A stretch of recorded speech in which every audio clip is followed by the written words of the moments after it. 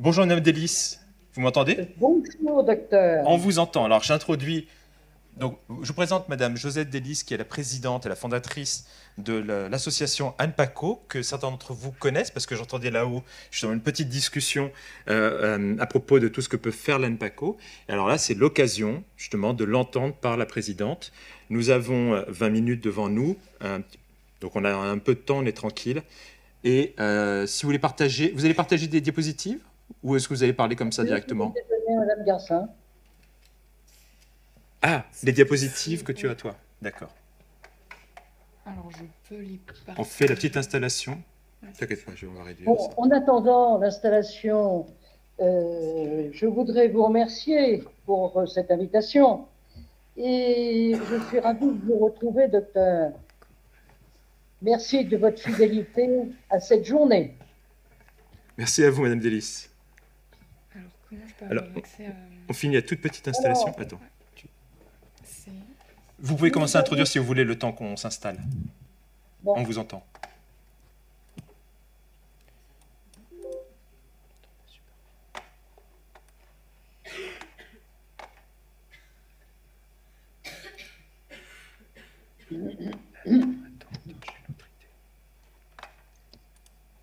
est-ce que je peux parler en attendant Oui, tout à fait. l'installation? Allez-y. Bien.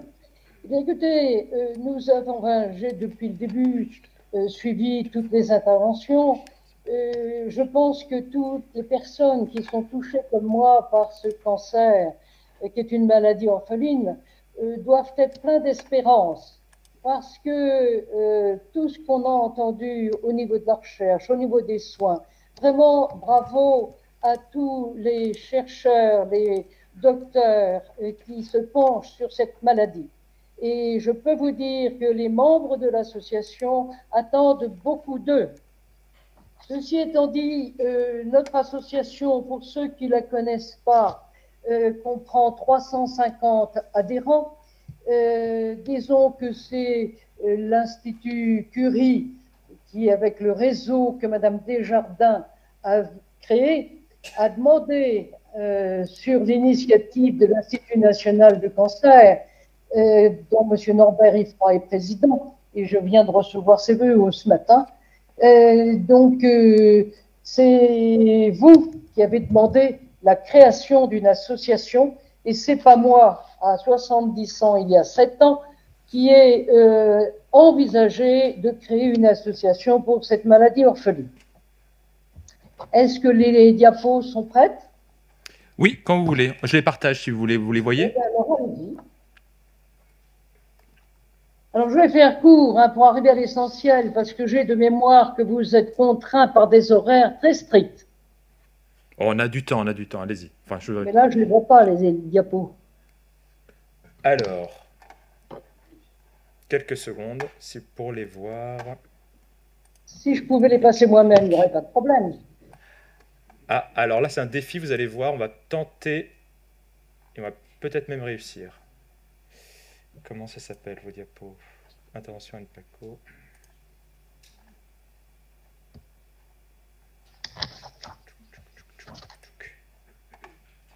Ah.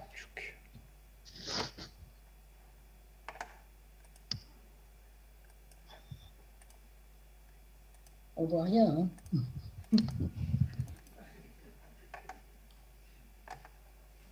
Je les ai envoyés il y a 2 jours et on m'a dit que tout allait bien. Mais tout va bien, nous on les voit. Donc, Mais vous me mettez au défi de les passer vous-même. Donc, j'ai regardé. Est-ce que vous voyez sur votre écran un truc qui est en train de s'ouvrir? PowerPoint Live? Bon, très bien. Est-ce que je peux cliquer pour continuer ou pas? Regardez les diapositives. Est-ce que vous voyez sur PowerPoint Live des petites flèches à droite et à gauche? Eh bien, tentez. Merci pour cette invitation. Vous pouvez passer à la suivante? Est-ce que je peux, de mon appareil, cliquer? Ah ben voilà, je vais le faire.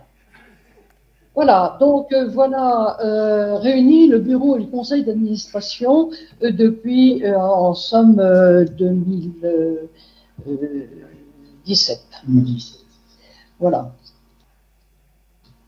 Alors, je vous ai mis cette diapo pour que ceux qui sont dans la salle et qui ne connaissent pas le réseau puissent découvrir que dans la France entière, grâce à Madame Desjardins qui a créé ce réseau, peut avoir l'éclipse de repérage posée aussi bien à Bordeaux qu'à Clermont, à Lille, Lyon, Nice, Paris, Rennes et Strasbourg.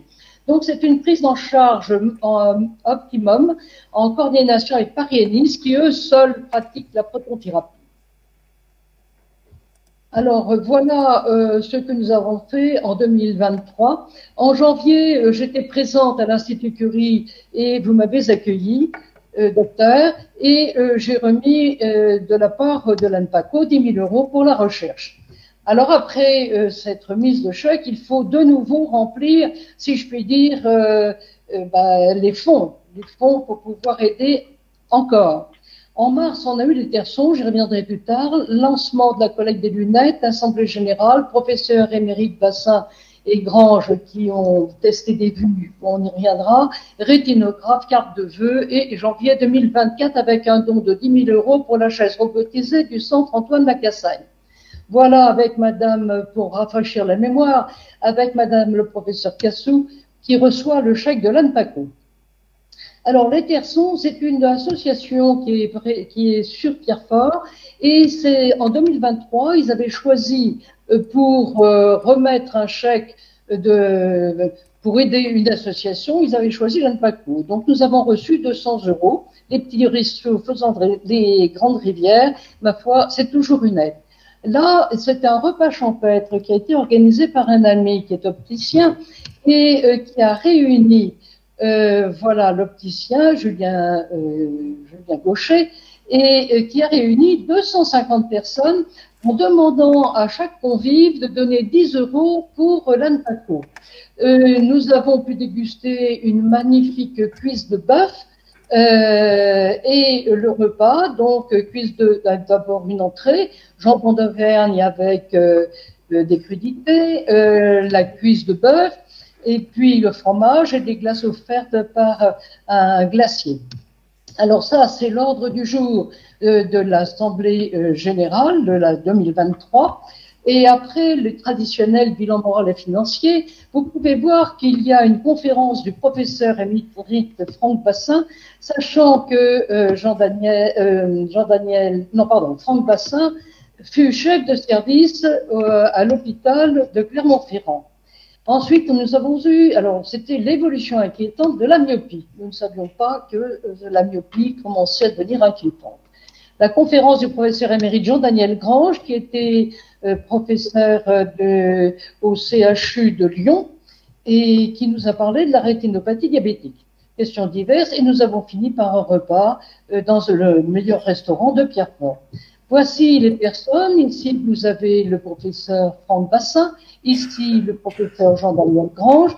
Là, nous avons un couple, elle est secrétaire et lui est trésorier adjoint. Mon époux est trésorier. Et là, c'est un couple qui nous aide beaucoup. Et lui est maire d'une petite ville à côté de Pierrefort. Et c'est grâce à lui si nous sommes répertoriés dans les assemblées d'intérêt général. Voilà un peu l'assistance. Le professeur Jean-Daniel Grange. Alors voilà, le professeur nous avons pu acquérir pour le secteur en désert médical qui est Pierrefort et cette région de Saint-Flour, un rétinographe.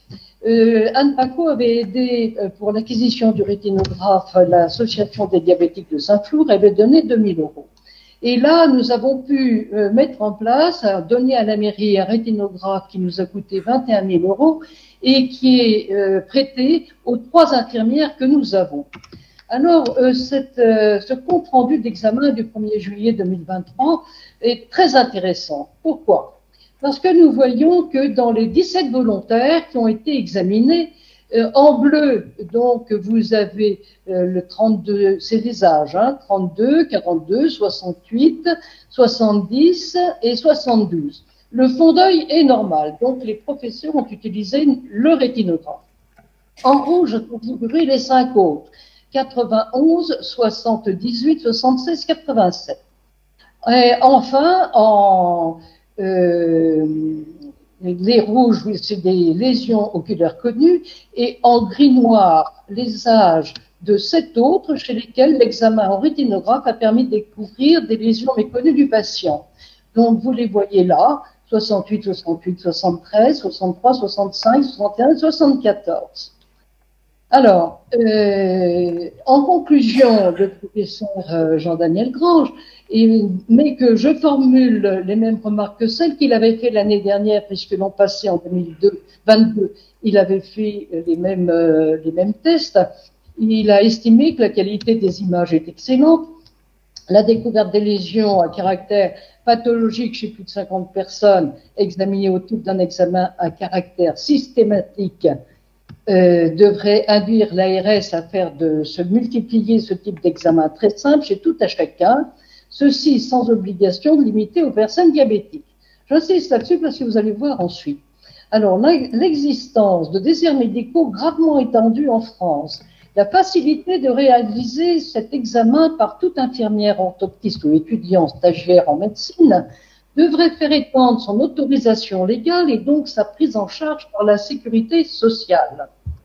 Alors, il faut enfin ajouter que l'absolue nécessité de dépister le mélanome iridocylien choroïdien oculaire, tumeur rare, il est vrai, 500 nouveaux cas en France par an, mais tumeur infiniment plus grave, 20 à 50% de mortalité à 5 ans par métastase hépatique, que le mélanome cutané, 5% de mortalité à 10 ans, par métastase ganglionnaire et donc de diagnostic en général précoce. Donc le professeur termine en disant que l'extension administrative de la photographie du fond d'œil à des mains extra-praticiennes ophtalmologistes et non limitée au dépistage de la rétinopathie diabétique apporterait un complément d'information majeure au corps médical et un soin supplémentaire à la pollution logiquement rendu possible aujourd'hui par l'avancée de la technologie. Son faible coût devrait être enfin un argument décisif. Alors sur notre site, vous avez la possibilité de trouver 81 témoignages de patients qui ont eu la gentillesse d'envoyer à Anne Paco ce qu'ils ont vécu, et vous pourrez voir que l'humain qui est un petit peu absent pendant toute la journée, est malheureusement très présent dans ces 81 témoignages. Alors là, les professeurs font également, on met sur le site quelques-unes de leurs publications, Gros foie, œil de verre. Et donc, vous pouvez aller voir sur notre site qui est anpaco-association.fr ce genre d'article. Alors voilà, une injustice préjudiciable aux habitants de Pierrefort. J'arrive au problème qui m'occupe depuis 3 ans. C'est-à-dire que voilà donc le rétinographe que nous avons offert à la mairie pour être utilisé par les infirmières. Mais ce rétinographe, malgré un décret qui est, comment dirais-je, paru dans les journaux officiels, malgré un décret, ce rétinographe ne peut pas être, comme il doit être indiqué, par les infirmières. Et pourtant, le décret stipule que les orthoptistes comme les infirmières peuvent se servir de cet appareil à condition, bien sûr, d'avoir une formation, ce que nous 3 infirmières de Pierrefort ont, et d'avoir en bout de chaîne un ophtalmo, ce qui est le cas puisque nous avons le docteur qui m'a demandé, entre autres, de faire de créer cette association. Nous avons donc le docteur Nicolas Bonin. Alors, l'année s'est terminée en 2023 après avoir écrit énormément de lettres pour débloquer la situation auprès des décideurs, disons, politiques. Donc, le professeur Bassin a fait un courrier au président notre président, Emmanuel Macron. Moi-même, j'en ai fait un. Ensuite, il y a des élus comme sénateur, M. Sautarel, député, M. Bonny, M. Woerth, un ami, qui a fait un courrier également aux deux ministres qui ont précédé la nouvelle ministre que nous avons, sans succès. Donc, j'ai fait à nouveau un courrier le 25 janvier à Madame Catherine Vautrin, notre nouveau ministre, et j'espère que nous aurons des résultats. Donc, nous avons fini cette année et j'ai envoyé à quasiment tous les adhérents cette carte qui a été faite par un patient adhérent qui a été hospitalisé dernièrement à Nice.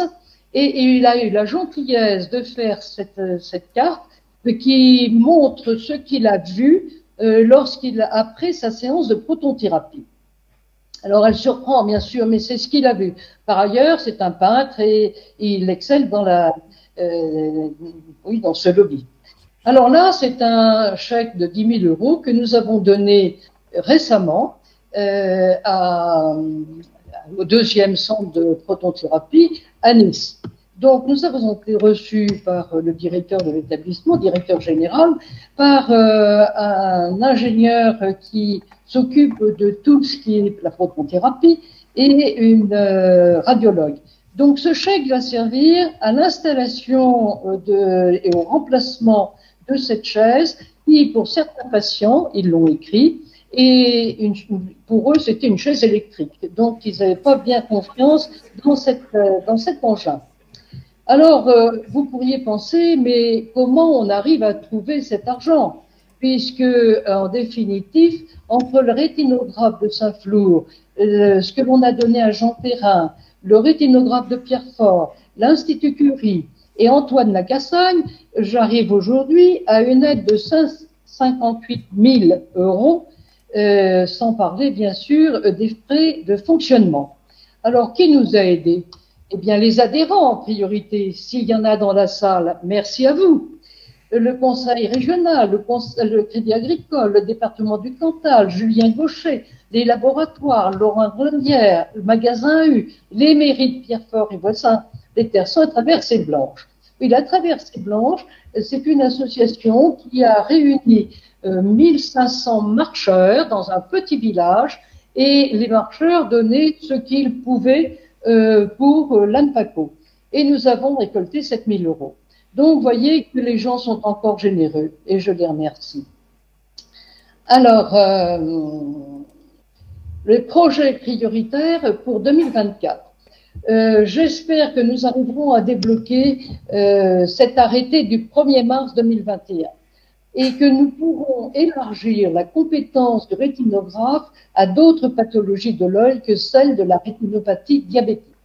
Alors, je vais relancer bien sûr M. Bonny, qui est député, M. Sautarel, M. Vauquier, qui est déjà intervenu, et M. Woerth. Alors, sachant, oui, que j'ai fait parvenir le 25 janvier un nouveau courrier à notre nouvelle ministre. Voilà. Donc, je pense pas.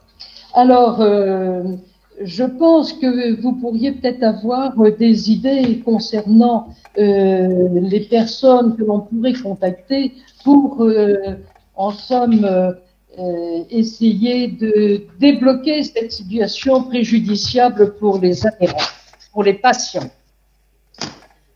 Est-ce qu'il y a des réactions dans la salle concernant cette question?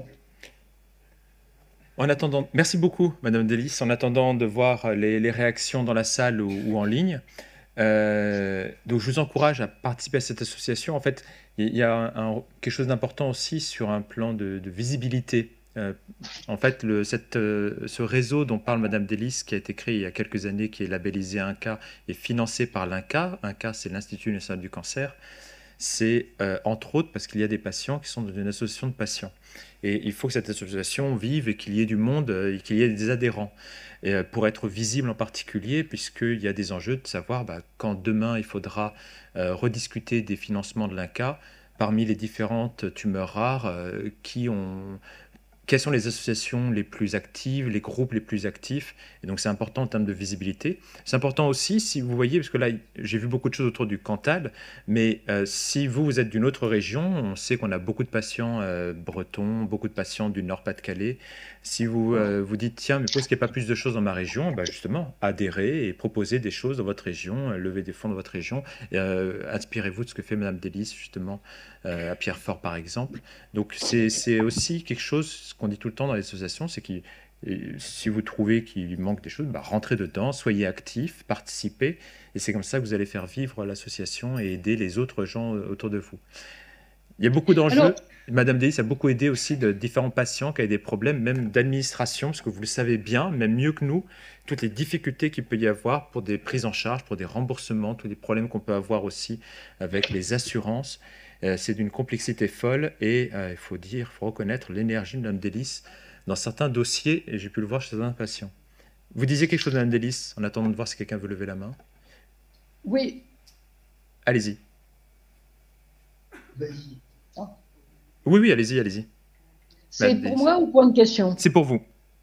Bon, alors effectivement, je rebondis sur ce que vous venez de dire, docteur, à savoir que certains membres du réseau m'envoient effectivement des gens désespérés parce que autant on peut mettre de l'argent de côté pour ses vacances, autant on ne met pas d'argent de côté pour une maladie qu'on ne connaît pas. Et il est certain que le mélanome uvéal vous tombe sur la tête comme un éclair. Donc, beaucoup de gens n'ont pas fait de provisions particulières et ils sont confrontés au refus de remboursement de la CPAM dans certaines régions et vous les orientez vers l'association et j'arrive effectivement à débloquer pas mal de problèmes. 1500 € sur Nice, 900 € sur Curie, sans parler des frais de transport et autres. Et en définitive, l'association, enfin moi en particulier, je mets toute mon énergie pour débloquer ces situations. Parce que sachez qu'il y a certes l'angoisse en face de la maladie, mais il y a l'angoisse aussi au niveau pécunier. Et si le CPM ne prend pas en charge ces frais, l'angoisse est multipliée plus que par 2. Donc, il faut en être conscient. Et par ailleurs, l'association met également en relation des patients entre eux. Parce que quelqu'un qui va être énucléé n'a absolument pas la notion de ce qui va lui arriver. Donc, sur le plan humain, il a besoin d'entendre d'autres patients qui ont suivi, ma foi, le même protocole et qui peuvent les rassurer d'une certaine manière. Alors, on essaye également, pour ceux qui ont été énucléés, d'obtenir des cartes pour le stationnement. Puisque quand il manque un œil, la vision n'est plus la même, vous vous en doutez. Et pour les créneaux, cet œil manquant gêne beaucoup. Alors, je voulais quand même vous lire 2 petits témoignages très courts. J'ai reçu, il n'y a pas longtemps, le 4 janvier, un témoignage, je dirais, de Pascal, sans vous dire de quoi il retourne. Cette dame, le 19 novembre 2021, a été voir son ophtalmo parce qu'elle avait elle pensait que ses lunettes étaient trop faibles.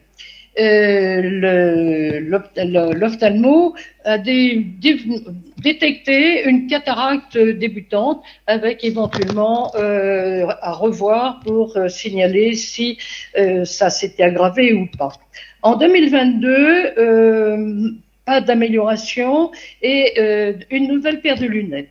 Et puis le 27 mai 2022, donc il y a un fond d'œil et là, on s'aperçoit que cette personne a un mélanome uvéal.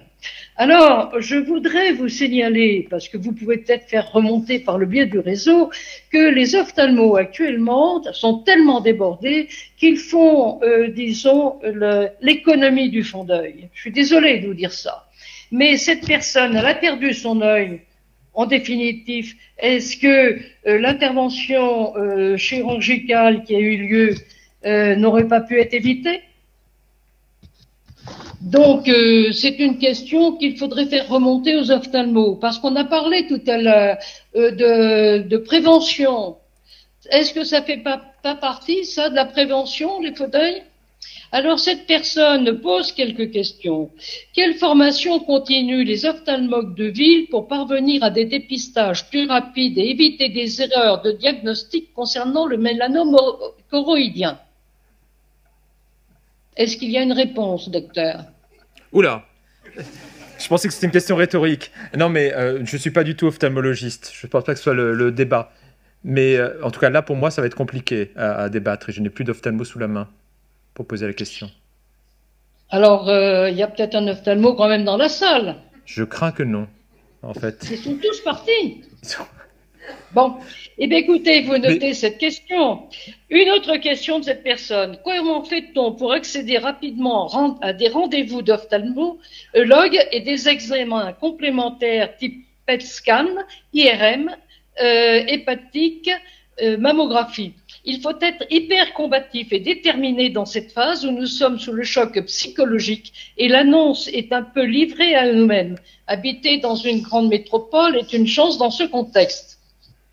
Non, et c'est la fin du témoignage de la première personne, c'est ça? Eh ben, il n'y a pas vraiment d'accompagnement psychologique proposé, c'est la débrouille. Ouais. Sur le premier point, effectivement, sur le réseau sanitaire, il y a des difficultés actuellement. Il y a un vrai débat, non seulement en ophtalmologie, mais dans plein d'autres domaines. C'est une vraie difficulté. Ce qu'on peut faire, nous, déjà à notre échelle, c'est que vous avez pu voir, les ophtalmos de Curie sont extrêmement réactifs. C'est-à-dire qu'une fois qu'ils sont contactés par quelqu'un en ville, ils voient les patients très vite et ils les traitent très vite. Ce qui est d'ailleurs à la conséquence inverse de l'autre côté, c'est que c'est très violent aussi comme annonce. C'est-à-dire qu'ils voient le patient la semaine suivante et on vous dit « je vous retire votre œil la semaine d'après ».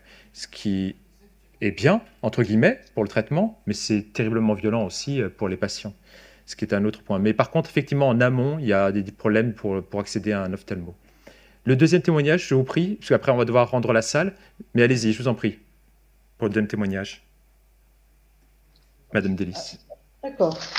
Alors, le deuxième témoignage, c'est une dame qui explique pour son remboursement. Alors, tel que convenu, je vous transfère le retour de Madame Thibault qui me confirme le règlement des frais d'hébergement, 1 500 €, pour ma période de traitement. Votre courrier adressé a sans doute fait bouger les choses et je vous remercie. Donc ça, c'est pour appuyer le fait que les gens ne mettent pas forcément des sommes comme ça de côté et qu'il faudrait peut-être qu'à votre niveau, le réseau, vous puissiez intervenir auprès des CPAM pour expliquer qu'il n'y a que 2 centres en France qui pratiquent ces soins, disons, pour cette maladie orpheline, et que de ce fait, il faudrait quand même pas embêter de trop les patients qui ne s'attendaient pas du tout à avoir ce genre de beauté dans leur œil. C'est effectivement le cas. On a quelques CPAM, c'est vraiment par département. Donc, il y en a quelques départements qui nous posent des problèmes et qui refusent des remboursements. Et ce qui est intéressant, c'est que souvent, il suffit d'écrire de nouveau et de demander une nouvelle commission avec l'appui d'un compte-rendu de médecin, d'un certificat de médecin de Curie, et ça permet de passer. Et parfois, il y a encore quelques réticences au sein de la CPAM. Et l'astuce que je dis à mes patients, c'est simple, vous écrivez directement au ministre. Et souvent, il suffit d'écrire au ministre de la Santé en disant qu'il y a un problème, sachant que le ministre a d'autres chats à fouetter, ça va souvent redescendre très vite à la CPAM pour très vite rembourser sans poser de problème, parce qu'ils ont d'autres sujets urgents. Ça fait partie des astuces que je vous confie. Mais voilà, et une association, ça a du poids. Merci beaucoup, Madame Delis. Bien souvent, vous m'en envoyez. Oui, de l'aide d'une association, c'est important.